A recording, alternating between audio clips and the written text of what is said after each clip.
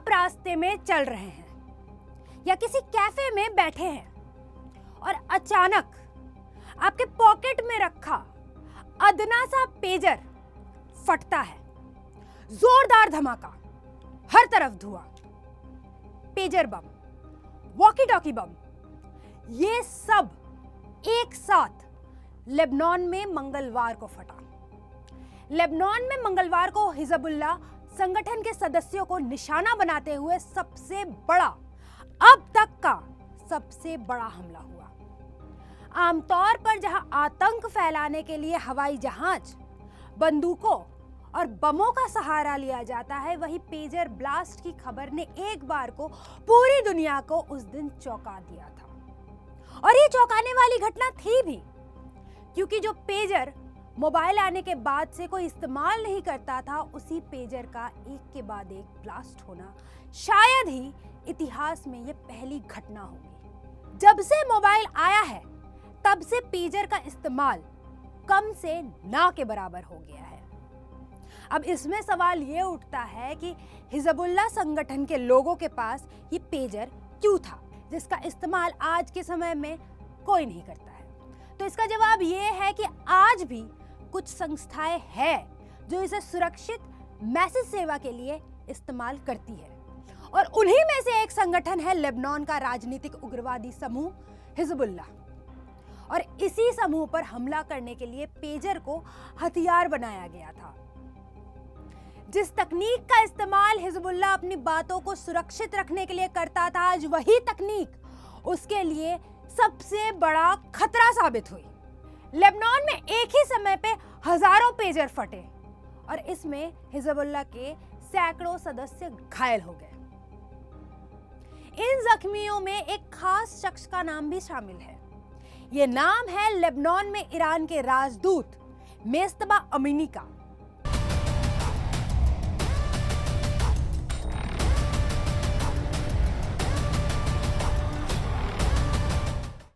पर अब सवाल ये है कि पेजर हमला किसने करवाया, कौन है इस पेजर हमले के पीछे, और क्या दुश्मनी है उसकी हिजबुल्लाह या फिर लेबनान से या फिर ईरान से। एक देश और उसी देश का एक संगठन, इजराइल का मोसाद, इस पूरे घटना की प्लानिंग से लेकर एग्जीक्यूशन तक मोसाद का सब कुछ किया हुआ है। नमस्कार, मैं हूं शुभांगी और आज क्राइम कुंडली में हम सिर्फ लेबनान में हुए अटैक की बात नहीं करेंगे, बल्कि हम मोसाद की बात करेंगे। हम आपको बताएंगे कि मोसाद आखिर है क्या और किस बात का बदला इजराइल ने लेबनान से लिया है। The institute for intelligence and special operations, जिसे मोसाद के नाम से पूरी दुनिया जानती है, ये इजराइल की राष्ट्रीय खुफिया एजेंसी है। मोसाद खुफिया जानकारी एकत्र करने, गुप्त अभियान चलाने और आतंकवाद विरोधी कार्रवाइयों को अंजाम देती है। इसके निदेशक सीधे और सिर्फ इजराइल के प्रधानमंत्री को जवाब देते हैं। इस एजेंसी का वार्षिक बजट ही सिर्फ $2.7 बिलियन है और इसमें लगभग 7,000 स्टाफ काम करते हैं। इस वजह से यह संगठन दुनिया की सबसे बड़ी जासूसी एजेंसी है। मोसाद का गठन 13 दिसंबर 1949 को प्रधानमंत्री डेविड बेन गुरियन की सिफारिश पर किया गया था और इसके पहले निदेशक रुवियन शिलोआ थे। 1972 में म्यूनिक ओलंपिक खेलों में जब इजरायली एथलीटों का नरसंहार हुआ था, तो इसकी जिम्मेदारी अरब देश ने ली थी। तब दुनिया को पहली बार मोसाद की शक्ति और मोसाद के शातिर चालों का पता चला। उसने न सिर्फ अरब गुरिल्ला नेताओं का पता लगाया, मोसाद ने ऑपरेशन रैथ ऑफ गॉड को भी अंजाम दिया और एक एक कर गुरिल्ला नेताओं की हत्या की। यूरोप, मध्य पूर्व और उत्तरी अफ्रीका में फिलिस्तीनी नेताओं की जो अभी तक हत्याएं हुई है, ये सारे मोसाद ने ही करवाए हैं। ऑपरेशन रैथ ऑफ गॉड के अलावा मोसाद ने आज तक कई सक्सेसफुल ऑपरेशन चलाए हैं। इनमें ऑपरेशन ब्रदर्स और ऑपरेशन फिनाले प्रमुख है। 2010 में दुबई में हमास कमांडर महमूद अल-मबहूह की हत्या भी इन्हीं ऑपरेशंस में से एक थी। पर मोसाद की इन सफल कहानियों के बीच उसे कुछ असफलताएं भी हाथ लगी है। इन असफलताओं ने न सिर्फ मोसाद को शर्मिंदा किया है, इसकी वजह से इजराइल की अंतर्राष्ट्रीय छवि को भी कई बार धक्का लगा है। ये कुछ गिनी चुनी घटनाएं ही है, पर इनकी वजह से कई बार मोसाद की कार्य प्रणाली पर सवाल उठे हैं। 1973 में मोसाद ने एक ऑपरेशन को अंजाम दिया था। इस दौरान नॉर्वे के लिलेहामर शहर में मोसाद की गलती की वजह से एक निर्दोष व्यक्ति अहमद बुचीकी मारा जाता है। दरअसल मोसाद को ऐसा लगा था कि वह आतंकी संगठन ब्लैक सितंबर का सदस्य है और म्यूनिख ओलंपिक हमले के लिए जिम्मेदार है, पर यह जानकारी गलत थी और इस ऑपरेशन में शामिल कई एजेंट को नॉर्वे पुलिस ने इसके चलते पकड़ लिया। इस घटना ने इजराइल और नॉर्वे के संबंधों पर गहरा असर डाला था। एक दूसरे केस में 1997 में मोसाद ने हमास नेता खालिद मिशाल को जॉर्डन में जहर देने की कोशिश की थी, पर यह ऑपरेशन तब असफल हो गया जब जॉर्डन पुलिस को इस बात का पता लग गया और उसने मोसाद एजेंट को गिरफ्तार कर लिया। तब के इजरायली पीएम बेंजामिन नेतन्याहू को जॉर्डन के राजा हुसैन के दबाव में आकर मोसाद के एजेंटों की रिहाई के बदले जहर का एंटीडोट भेजना पड़ा। इस घटना ने मोसाद की जासूसी दुनिया में जो प्रतिष्ठा थी उस पर गहरा प्रभाव डाला था। वहीं 1938 में मोसाद ने लेबनान की राजधानी बेरूट में एक बड़े ऑपरेशन की योजना बनाई थी, जिसका मकसद फिलिस्तीनी नेता अबू निडाल को खत्म करना था। मोसाद निडाल को मारने में असफल रहा और उसकी जगह बेरूट के कई निर्दोष नागरिकों की जान चली गई। 2010 में मोसाद ने जब सफल तरीके से हमास के कमांडर महमूद अल-मबहूह की दुबई के एक होटल में हत्या की थी, तब दुबई पुलिस को इसकी भनक लग गई थी। मोसाद ने इस टास्क को तो सफल तरीके से अंजाम दिया था, लेकिन दुबई पुलिस ने हत्या में शामिल मोसाद एजेंटों को पहचान लिया था और साथ ही इस ऑपरेशन में जो फर्जी पासपोर्ट और गलत पहचान का इस्तेमाल किया गया था उसे भी बाद में सार्वजनिक कर दिया गया था। इन सब के कारण इजराइल को कई देशों से आलोचना का सामना करना पड़ा और मोसाद की कार्यप्रणाली पर कई सवाल उठे। पर जिस तरह लेबनान में मोसाद ने पेजर अटैक को एग्जीक्यूट किया, इस बात से मोसाद ने फिर साबित कर दिया कि सीक्रेट एजेंसियों की लिस्ट में वो अभी भी बहुत पावरफुल है। इस पूरे ऑपरेशन के बारे में भी हम बात करेंगे, पर उससे पहले आपको बता दें मोसाद के एक बेहद ही खास पार्ट के बारे में। हम कई बार मूवीज में फीमेल डिटेक्टिव्स को देखते हैं और वो हमें काफी आकर्षक भी लगता है। जिस तरह वो काम करते हैं, अपने शिकार को ट्रैप करते हैं और अपने टास्क को अंजाम देते हैं, ये सब हमें मंत्रमुग्ध कर देता है। पर आपको बता दें कि ये सब असल जिंदगी में भी होता है। ये सब करती है मोसाद की फीमेल डिटेक्टिव्स। मोसाद की फीमेल एजेंट्स ने भी कई सीक्रेट ऑपरेशंस को अंजाम दिया है। ये फीमेल एजेंट्स भी काफी चर्चा में रहती है। ऐसा इसलिए क्योंकि किसी भी और स्पाई ऑर्गेनाइजेशन से ज्यादा मोसाद में फीमेल स्टाफ्स है। बीबीसी की एक रिपोर्ट के अनुसार मोसाद में 40% स्टाफ फीमेल है और उनमें से भी 24% सीनियर पोजीशन पर है और ये महिलाएं मल्टीटास्किंग में एक्सपर्ट होती है। पर इनके बारे में एक अफवाह भी है। अक्सर मोसाद की फीमेल एजेंट्स के लिए कहा जाता है कि वे सिर्फ फ्लर्ट करके ही ऑपरेशन सफल कर देती है, पर ऐसा नहीं है। मोसाद की फीमेल एजेंट का काम करने का तरीका काफी अलग है, जिस वजह से उन्हें काफी सक्सेसफुल एजेंट्स माना जाता है। वैसे तो ये एजेंट्स आमतौर पर दुनिया के सामने नहीं आते हैं, पर एक बार मोसाद ने 5 फीमेल एजेंट्स को इंटरव्यू की इजाजत दी थी। उन महिलाओं ने टाइम्स ऑफ इजराइल को दिए गए इंटरव्यू के दौरान बताया था कि मोसाद फीमेल एजेंट्स का जीवन एक जासूसी फिल्म की तरह उतना ग्लैमरस नहीं होता। हकीकत में उनकी लाइफ साजिश, बिना नींद वाली रातें, कभी कभी फ्लर्ट, छेड़खानी और कई खतरों से भरी होती है। साथ ही कई एजेंट्स ऐसी भी है जिनके परिवार होते हैं और इस वजह से उन्हें परिवार का तनाव भी रहता है। इसके अलावा इंटरव्यू के दौरान उन एजेंट्स ने खुलासा किया कि कई हाई रैंक महिला ऑफिसर देश के काफी बड़े ऑपरेशंस में भी शामिल रही हैं। जब इन एजेंट से फ्लर्ट करने के बारे में पूछा गया तो सीधा जवाब ये मिला कि किसी पुरुष के लिए कोई सीक्रेट निकालना थोड़ा मुश्किल हो सकता है, पर एक मुस्कुराती हुई खूबसूरत महिला को कभी कोई ना नहीं कहता। आपको मैंने मोसाद के बारे में बता दिया, उसके काम करने के तरीके के बारे में बता दिया, यहाँ तक कि उन एजेंट्स के भी बारे में बता दिया, पर ये पेजर ब्लास्ट, इस घटना को कैसे अंजाम दिया गया, इसे लेकर पूरी दुनिया ताज्जुब में है। पेजर, जिसे हम एक सिर्फ मैसेज भेजने के लिए इस्तेमाल करते हैं, या एक वॉकी टॉकी जिस पे हम एक दूसरे से बात करते हैं, क्या उसे सही में बम की तरह इस्तेमाल किया जा सकता है?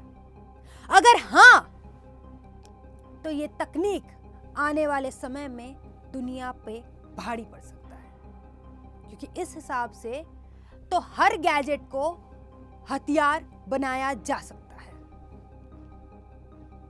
आज सबके मन में यही सारे सवाल चल रहे हैं, यही सारी बातें चल रही है। तो आइए कुछ दिन पहले हुए इस घटना के बारे में बात करते हैं। 17 और उसके बाद 18 सितंबर को लेबनानी आतंकी संगठन हिजबुल्लाह के द्वारा इस्तेमाल किए जा रहे कई पेजर्स और वॉकी टॉकी लेबनान और सीरिया में एक साथ फटे।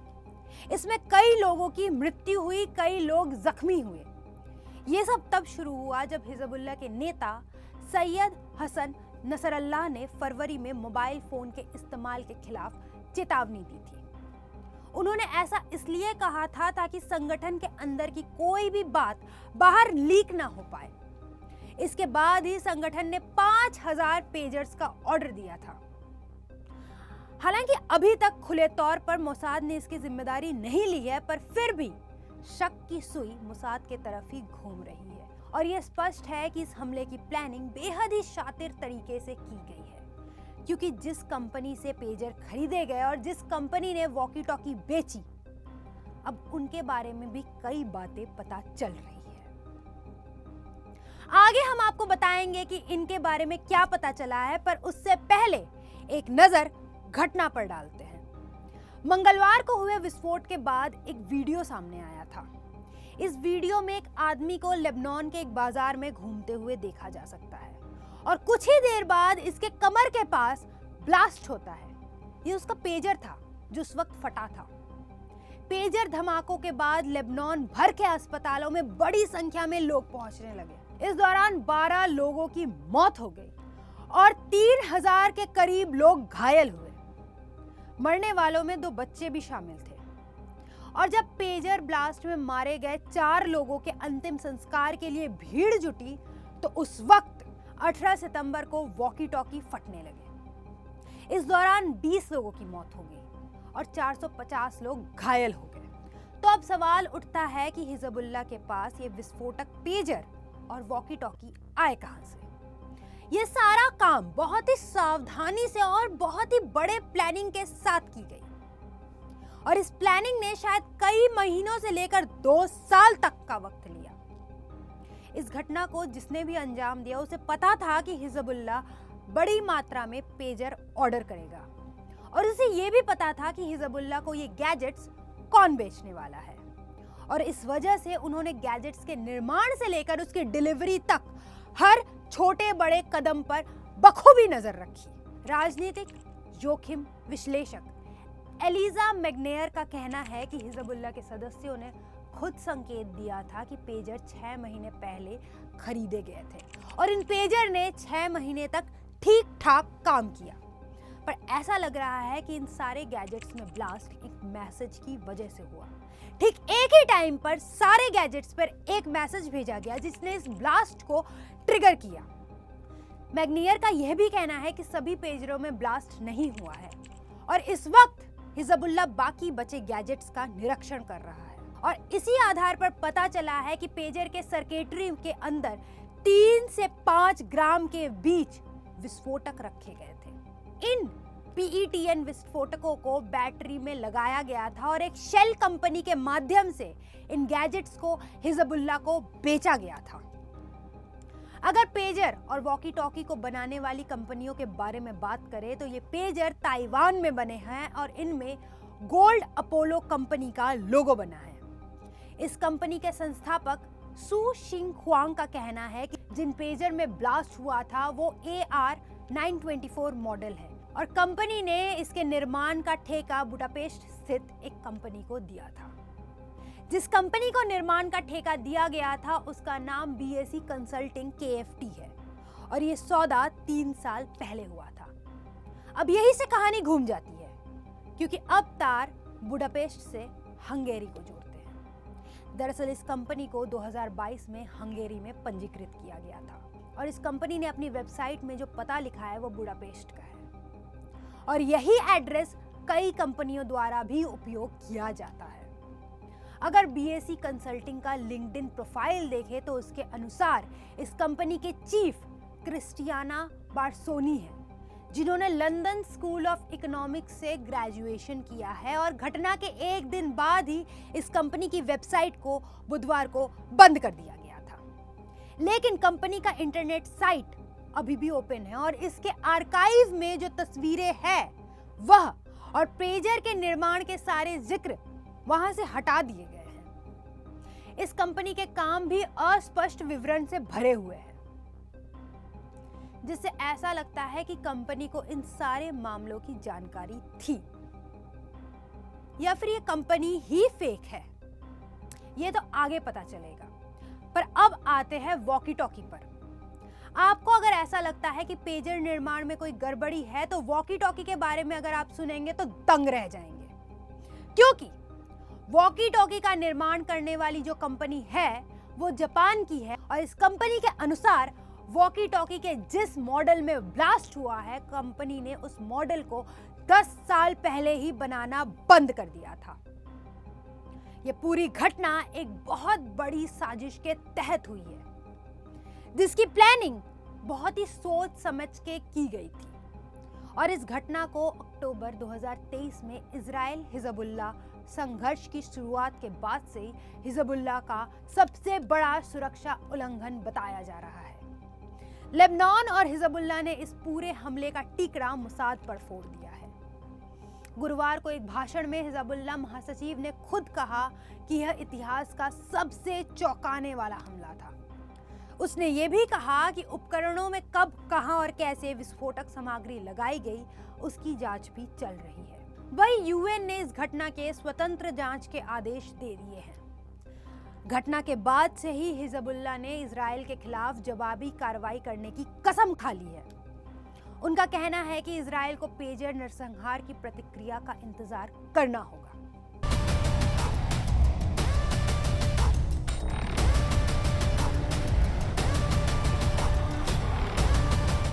लेबनान में हुए पेजर धमाके और उसमें मोसाद का हाथ है कि नहीं, इस पर द न्यूज़ 15 अपना दावा नहीं करती है। हमने ये कहानी और ये खबर अखबारों, बयानों और खबरों के माध्यम से जुटाई है।